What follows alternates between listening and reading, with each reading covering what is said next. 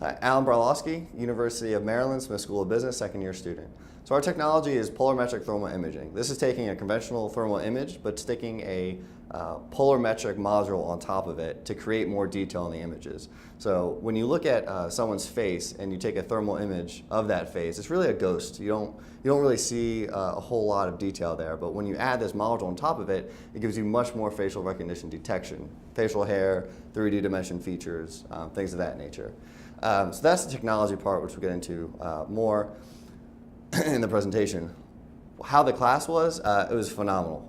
I'd say it's very time consuming with trying to come up with 50 interviews in a 7-week process, but I will say it was extremely rewarding, and out of all the pivots and knowledge that we learned about this technology, you can't learn a whole lot more in 7 weeks in any class versus this class. So we really loved it. We'd like to continue to work with this technology in the future, and I would definitely recommend this class to anybody who's interested.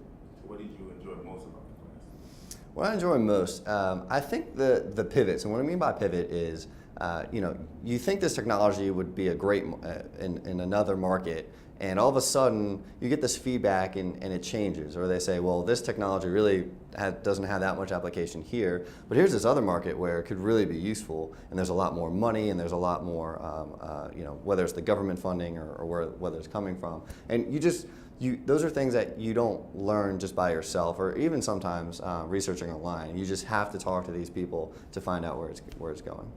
And what was your biggest challenge in the class? Biggest challenge, getting 50 interviews.